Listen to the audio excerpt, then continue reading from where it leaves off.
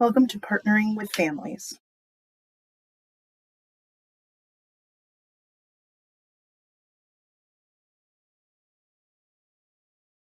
Learning objectives are to learn what family engagement means for after school, discuss multiple family engagement frameworks, and brainstorm family engagement tactics.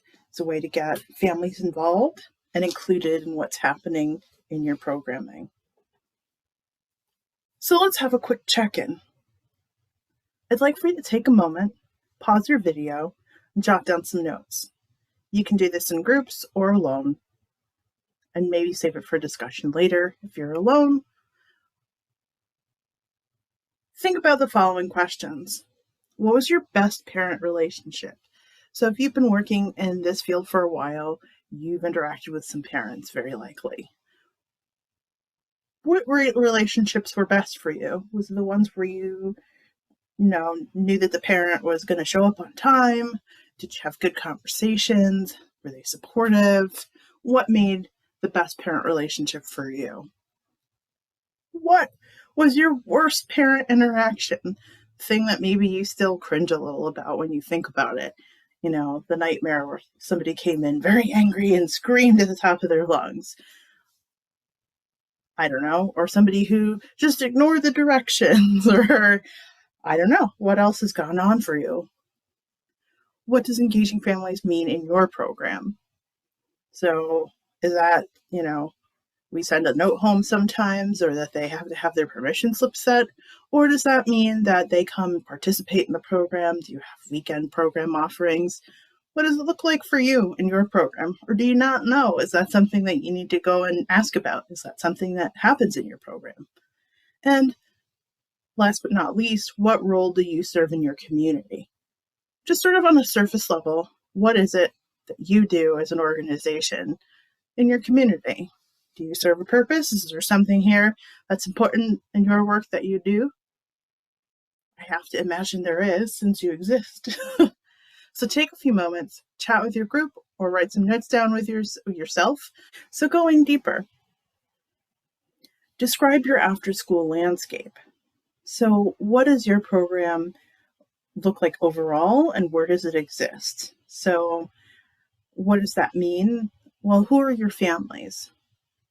Why is it that they pick your program to leave their children in, to support and create space for when they're no longer in school, but they are, needing something? And is that something care, safe space? Is it learning? Is it an art experience? Is it playing games or sports? What is it that they're picking your program for? Do your program goals mirror school goals related to families? Are you working on the same stuff that's happening in the classroom? Is this just like extended school? Or, is there something a little different? Do you offer something that they can't get in school? Are they applying their skills to a different version of something? Is it an opportunity to connect those skills so that they might be able to apply them in a way that wouldn't normally work out? Or something like service learning, is that something you do in your program? And how does that work with the skills that they're learning in school, or just learning in general? What can you do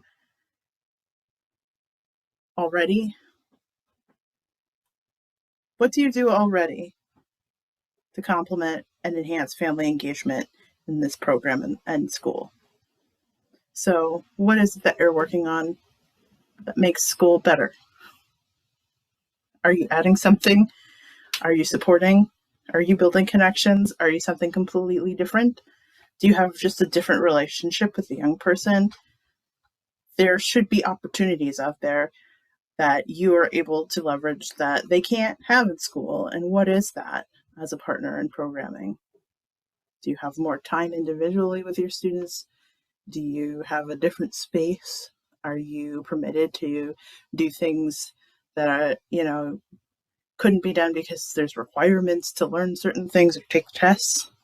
What is it that your program is doing that enhances engagement for both the program and school, but also the young people.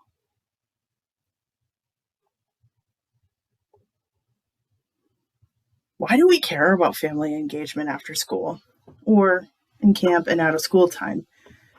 Well, let's pause and think about that.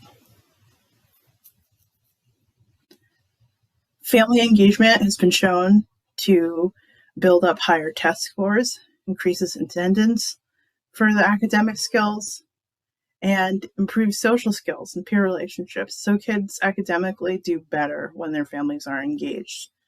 Programmatically, involved families want to report that they feel the program is a safe space. So that's what they're looking for. And it's great if they feel like I can send my kid here and they're going to be taken care of and their homework's going to be done when they get home. And I feel like they, listen to me and I feel good about my kid being there. Families are engaged.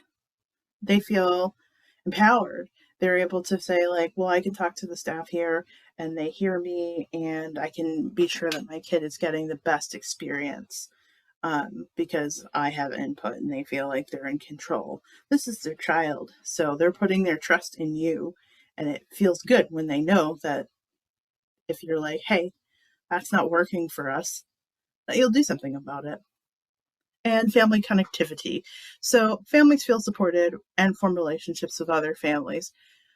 So if you're creating opportunities like family nights or other engagement opportunities for multiple families at a time, then they can connect to other families. It builds community and families feel welcome when they feel like they see your school and your system and then you're looking for them to come in and offer input and create these opportunities. They feel connected, and connection is really important. We'll talk more about that in a bit.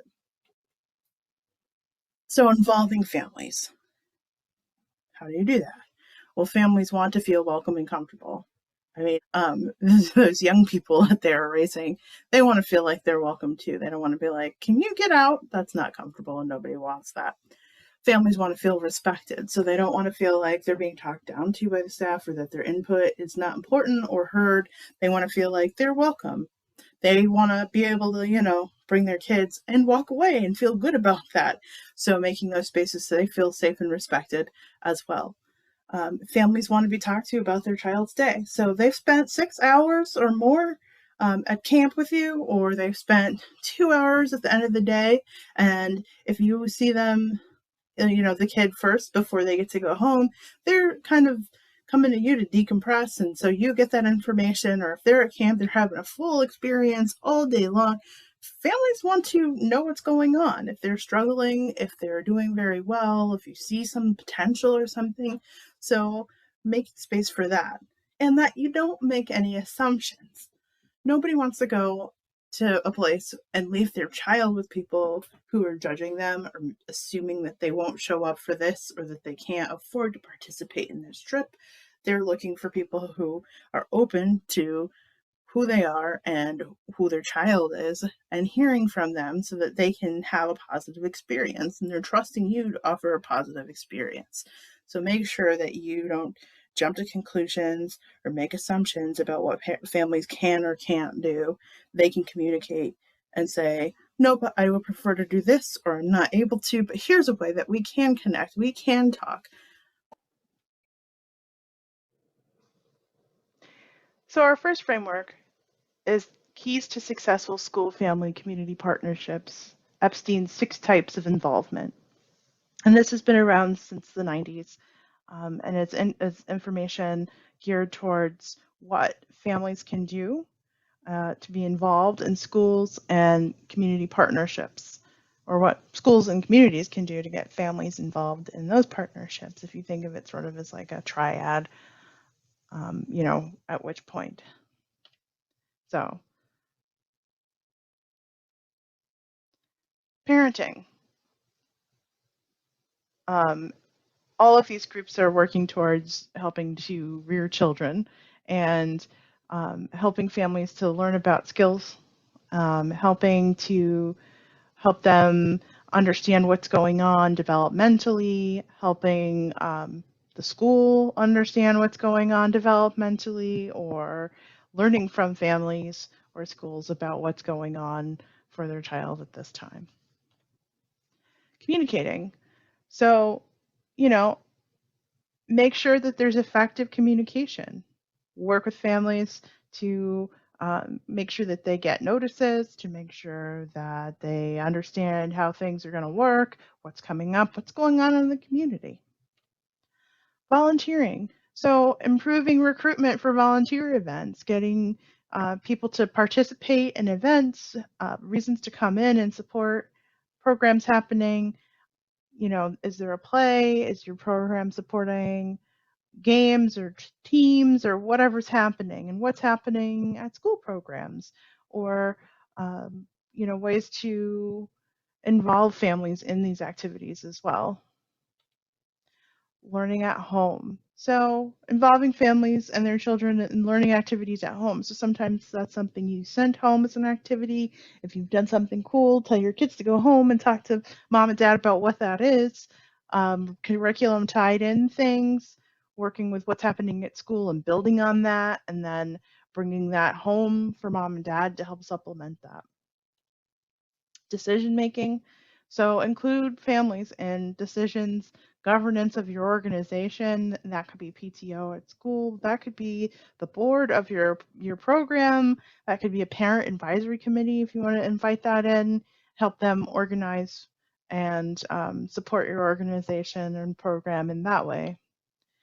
Collaborating with the community. So working with other community programs and businesses to help either come in and educate, run programs, offer opportunities. You have mentors or scholarships or what other types of things that are available, but making sure that that information is brought in and given to partners or given to.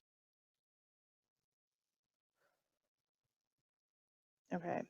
Our next framework is from 2020 in a book called Equity Partnerships, a Culturally Proficient Guide to Family School Community Engagement. So it's a little bit later on, and it's a little bit more focused on how to collaborate rather than what to do, more than, like these are things you should be aiming for activities. This is more about like ways to consider engagement. So collaboration, work with the partners and families in your program, be consistent, respectful. Parents want to, feel welcome and build trust, know that they're bringing their kid to a safe place. Communication, be open to bi-directional, ongoing communication. So it shouldn't just be you sending home notices, this is what's happening, we need this permission slip signed, this is what's up. It should be, talking with parents, setting up a way to communicate, send a letter, getting letters from parents or a note or something, or do you use, social media in some way? Do you send home note cards?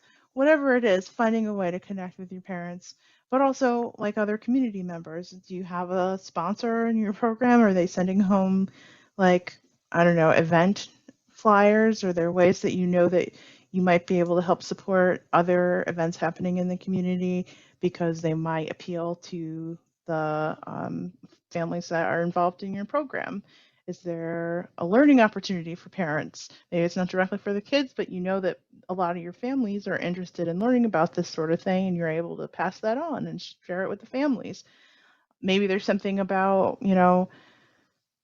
something that interests your family and that's going on, in the school. Building those relationships so that you can communicate and help communicate those things. Caring, so being supportive and responsive and compassionate to families. So understanding who they are, what's happening, and where they're coming from.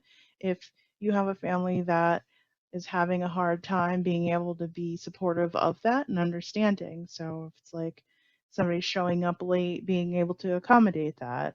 If, somebody is late with their tuition, can you accommodate that? Have they been to your program for a while and you have a relationship? Do you trust them as much as they trust you? Making those sorts of connections and caring. Culture. Do you know like the culture of your students and their families, the community as a whole. Who's in your program? What does that look like?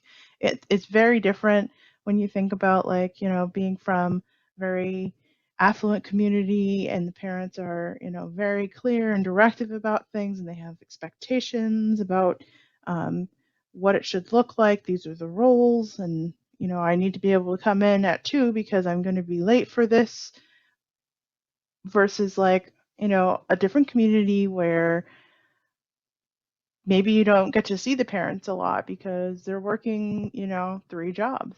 So the aunt is going to come and get the kid, and they're not able to show up on this or at this time for this event because they can't. They have to work, or they're too tired, or whatever that is. And then being able to accommodate those things. So understanding where they come from and what the expectations should align with. Community.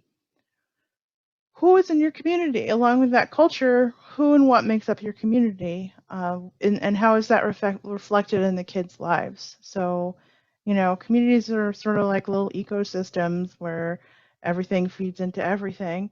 So, you don't exist in a vacuum, and the kids come from some place, and there's understandings and culture that goes with it. So, how can you respect and support and acknowledge the fact that this is part of a community? How do you reflect that in your programming? Is there something that you have in your program as a result of where you are? And are you importing people to work at your community? Or have you been imported to work in the community? And what does that mean? And how do you recognize what that is? And how does that impact you and what you do as you work with the young people, but also connecting to families and what they expect because of this program existing in their community to serve the needs of them and their community. Connectedness, supporting a feeling of belonging for students as they understand that schools, community, and family connect and matter. So how do you connect?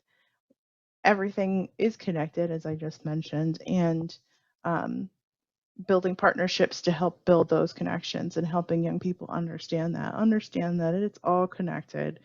And you can build connections to help improve that, or you can weaken connections. So making efforts to build connection. Oh, at school this is happening and we're connected because maybe there's a partnership, or you're working with whoever's at the school, and in the community maybe some of the parents in your community work at some of the organizations that you collaborate with. All of these things all connect to build the people, the young people, and who they will be. So working collaboratively that way and connect. And then collective responsibility. Again, as I just mentioned, everything sort of weaves together. So this is the work of the village, the proverbial village. And everybody wants kids to succeed in this village. They want their town to succeed. They want to make sure that they're the adults in the program, or adults in the community as a whole, parents, are successful with their kids and raising them to be successful. That will ultimately make sure that the community is successful, and you want to make sure your program is successful. And how do you support that? And you need the members of the community to do that. Camp's not a lot of fun if nobody shows up, right? So taking those thoughts and understanding how you can use each of these to connect with families and make engagement more meaningful. And then there's one more bonus C, which is courageous engagement. So a willingness to connect and collaborate and work together. Invite family members, parents, community members, school leaders, connect into program, being courageous about it, because it's not always going to be comfortable, because not everybody wants the same thing all the time. But having an understanding and looking for positive connections that support your programming and their schooling and their business will all come together in a way if you take time to understand, look for opportunity, and listen to each other. So building and then working, accepting, and acting collectively. So collaborating together to make this happen. Okay, so our last framework that we're going to take a look at comes from the Search Institute. They are responsible for the idea of the 40 developmental assets that young people have that is often shared in youth development work.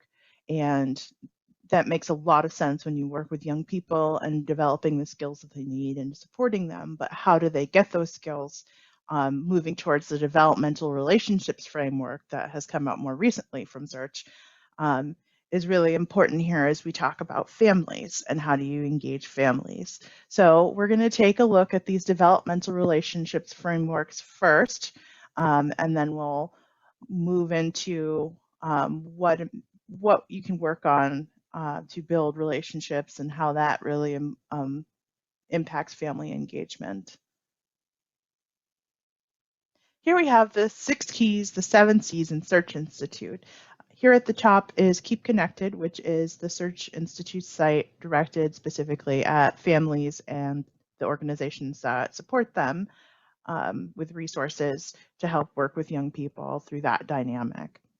Here we're going to connect first to the developmental relationships framework. So developmental relationships come from the adults in their lives, supporting them and building relationships that have these elements. And they are important skills that they will get. Not every relationship that a young person has is going to be a developmental one, even with the adults or professionals that they're working with. So making sure that when you connect with young people that you work to have relationships. There's a fantastic in-depth training that is offered through this, and I would recommend looking into it. But we're just going to talk about this briefly to consider how you can work through these elements into your program with your young people, but also their families, understanding how families might play into this. So the developmental relationships are the elements to this is express care, challenge growth, provide support, share power, expand possibilities. So do your relationships with young people in your program have these elements? Are you dependable? Can you be warm when you connect to them? Do you expect the best out of young people? Do you help them stretch? Do you keep them accountable? Do you help them solve problems and figure out what they need to do, empower them, help them to advocate for themselves? Do you respect them and show them what that looks like? Do you collaborate with them? Do you share leadership so that they can help learn how to, or so that they can learn how to do things or move forward? Do you inspire them? Do you go, hey, maybe you should try this? That is super useful for young people because they haven't seen everything. And sometimes you don't think about a possibility for yourself until somebody else suggests it. So being able to open doors for people and expand their possibilities for young people. But also, this note down here I think is very important to say is that relationships are by definition bidirectional with each person giving and receiving. So building a relationship, you are, building a relationship, it's a two-way street. You both have respect and you're working with the young person to understand who they are and what they're looking for. And there's plenty of stuff to be taught by connecting with a young person to be taught to you, and you the same. You have definitely more life experience, so being able to connect and help support through those sorts of things.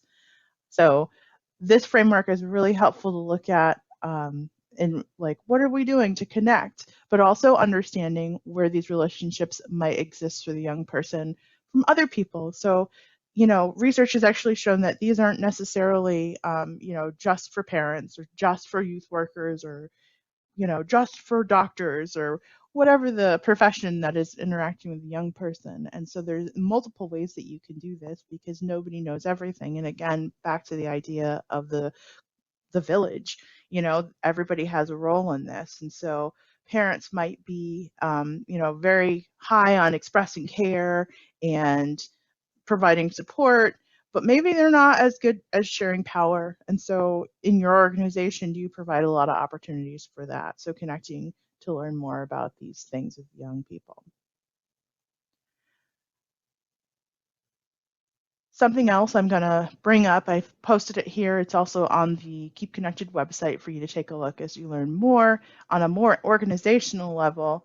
How do you think about this? Like, where do you sit as an organization in the work that you're doing? So This may be something as like if you're leadership and you're considering what you can do to connect with families, these are some things to take a look, and they exist on a spectrum because there are different roles that you play in the lives of the people that you work with. And so do you take a pause and think about how these things work? So are you focused on deficit, risk, dysfunction in families, or are you focused on family strength and resilience? So are you like, your families will learn this, or we'll bring in somebody to help support this, or if you're like, our families are really well connected in the community, how can we use that? And seeing the strengths that the families have versus the trouble that they could get in.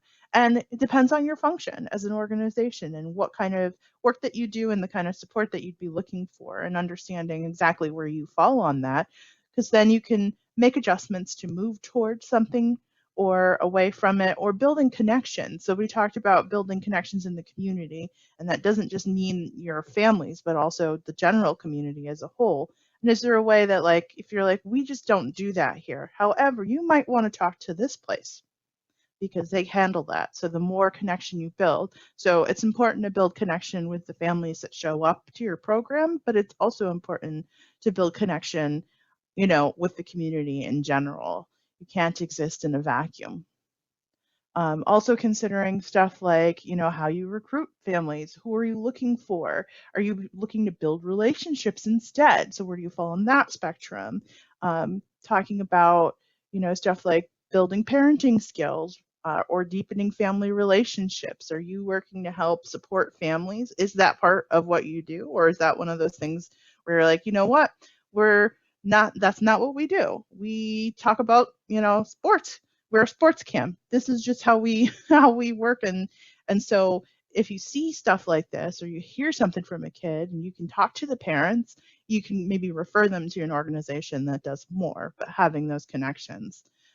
Pausing to think about how you fit into the system and how you can support families, even if that's not in your mission, it's super important to think about.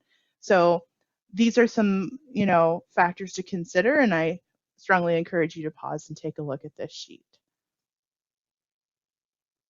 Okay. From that same thing here from search, we have the barriers to family engagement. So talking about what's the challenge for family engagement. So some of the stuff that they have here that posted, which I think is pretty universal that you can consider, is that parents, have a variety of barriers. And I would encourage everybody to assume that parents love and support their children and are doing the very best that they can. And sometimes they might need support, or having issues because they are just as human as their kids, as you. And so remembering this rather than making those assumptions and saying, well, I just don't care. We had this thing, we set up a time and nobody showed up, so they must not care. Not true. You must need to rework your paradigm so that you can understand why they didn't show up, what was happening. So practical barriers include time, scheduling, can they get their transportation? They have other children, maybe, and they have to figure out who's going to watch the kids. If it's after a program, who's going to watch their kid while they're talking to you? The cost, maybe they can't afford to add on little pieces of whatever, or they can't afford the program. Do they need a scholarship? Those sorts of things. They might not have bus fare if that's where you're serving. So like that's the sort of thing to consider as this is happening. Attitudes and expectations. So they might feel embarrassed about what's happening. Also, if you haven't worked to do those things to connect, to say hi, what's going on, and understand them a little better, and you contact them, or they may just be used to being called up because their kid's misbehaving at school and you may not hear back, or they might feel embarrassed. So these are things to consider. They might feel judged. They might be like, I'm going to come in and these people are going to judge me. So that they might say, you know what, I'm not coming to this open parent night because I'm just so sick of hearing from them that way. It doesn't feel good to go in there if I go in when I have to because there's paperwork or bills owed. It feels nosy and invasive sometimes. this is their family that they have control over, that they've had their life, and they have this person poking their nose in about like what's going on. So being mindful of how you present and ways to connect as you're, connecting with the families and creating this effort. There's consequences depending on the audience that you work with, how they might be impacted through different types of interactions. If they don't know you or they don't trust you, they might say, well, this person's going to try and get me in trouble, or this person, it's like if they're feeling like, I don't know, say unsafe or unstable because of certain circumstances. And they might say, like, I'm not seeing you as support, I'm seeing you as a potential threat instead. Other barriers included like just like not trusting the organization, not feeling part of the community. If you have a scholarship kid in your program and everybody else is very wealthy, and this other kid is going through all these circumstances like challenges, having to ride 2 buses or whatever to get to your program, like the parent behind that might have a struggle as well coming in, or they might feel like, you know, I don't trust what's going on, or I don't know you that well. I get out of my business. The kid is showing up and doing what they need to do. So um, keeping those sorts of so keeping that in mind as you connect with families and making sure that everybody's welcome.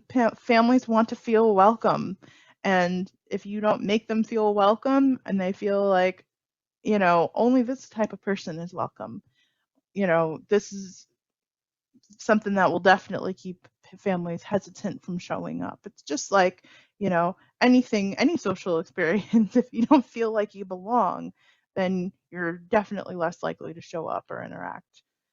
And you know if you offer family education resources in your family nights, and it feels like you have to do this or you're going to lose your spot, your kid won't have care, or if you have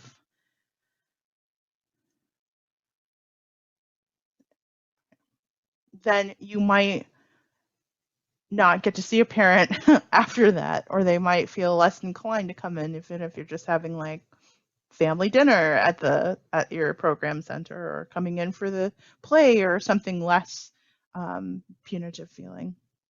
So keeping these things in mind, families are people and they want to be respected.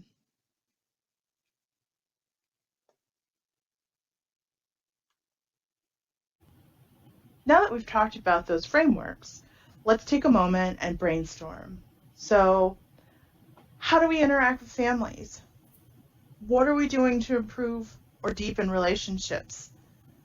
How can you take an asset-based approach? So that's also one of the things that to consider is like families don't just exist in a vacuum, and it's not that they've come to you to learn everything. They have a ton of valuable things that they bring to the table. And how can you look at families from a positive asset rather than fault-based approach? How like these families are here and they can help. How can they help in your program? How can they support the work that you are doing? Which pieces of which framework are you already using? Like, are you like, yeah, we totally have family night, or parents definitely volunteer and come along and we can have them on field trips, or we should maybe have a family night, or we should have like a presentation once a week about what we've learned, or these are things to brainstorm and consider. And how can you counteract some of the major barriers to family engagement? So think about that list. What is it that you can do to help overcome things like time, or transportation issues, or things that maybe you hadn't thought about as, not so positive, that might be keeping parents away if they're feeling embarrassed or unsupported? Or how do you connect with parents and learn about them?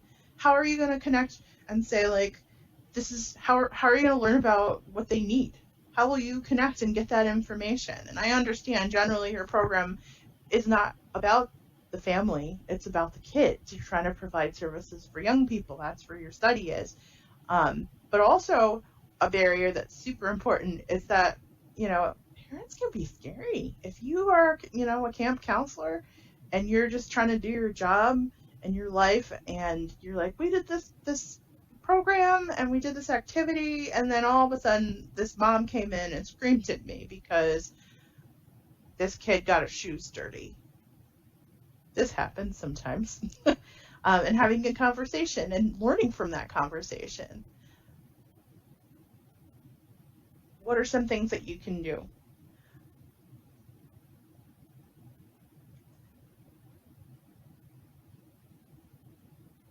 The relationship building cycle. So again, we're strengthening relationships. You have to build a relationship.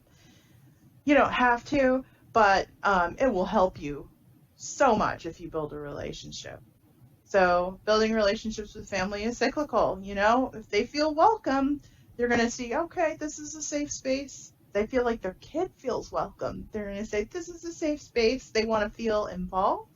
They want to feel like, okay, well, I feel like you're talking to me and I definitely want to be at this meeting. Or you want to hear what I have to say about, timing or these meetings or what we're going to learn about. Cool. I'm going to make an effort to show up. Oh, you have the option to show through a virtual connection instead of having to be there in purpose or in person. I can definitely make that, and I'll make sure to make time because that way I know that my kids can be having dinner in the other room and I can chat with you.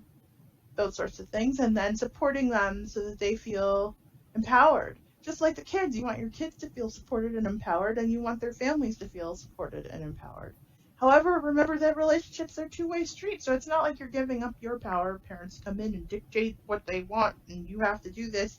No, you can build a relationship and say, you know what, this is what we are equipped to do, and, you're asking for this, but maybe we could bring a partner in, or maybe we could try this, or figuring out those things to problem solve together. Think about planning intentionally to do this. You must plan to do this because it will get really hard to go back and get foggy, and so I encourage that you connect. So things that you can do include like sending a letter home or having an open parents night, or making calls home just generally as you have your roster, and maybe during the first week you call 3 kids' parents a night to just say, hey, I'm your kid's counselor. I just want to connect. Here's the thing that I learned about your kid that's awesome, and I just wanted to let you know who I am, and I hope to hear from you if you have feedback or questions or anything. And I'll be calling again to touch base at some point in the program as well. Thanks. Cool. Providing opportunities for that too. If you're like, I don't have time to call everybody, but maybe I'll call some, or I can send home a letter. Send home a note to just be like, hey, this is who I am. Feel free to reach out to me, or a form that says, how would you like me to reach out to you? Is text message better? Would you like an email? How does that work? Find partners to work with. So, I don't know, is there some organization that you can connect to that will provide opportunities that you can go to, field trips or other resources that can come in? If you're not good at, providing this service, bring somebody in to help connect you for that and build opportunities for parents to meet or collaborate or understand the resources available there as well. And do your best to have regular communication. And communication doesn't just mean you sending home notes to tell them, like, you need to bring this and you have to do that. Communication means also opening yourself to be receiving feedback and communication. So if parents are like, there's a lot of days my kid comes home and he's just exhausted and we have other stuff going on, is there something we can do? Or if they're like, I've noticed that we don't ever have a snack. He doesn't talk about like the snacks, or he doesn't like them, or having those sorts of communication channels that are open. And so the more you can build in and build relationships and opportunities to connect. So you've brainstormed some ideas. We've talked about a few ways to do this. I also encourage you to take a look at the Padlet because we also have some reading and we have resources, and there's a fantastic tool for connecting with the young people in your program from Search And I encourage you to watch those videos and visit their website to learn a little more about how to connect with them specifically.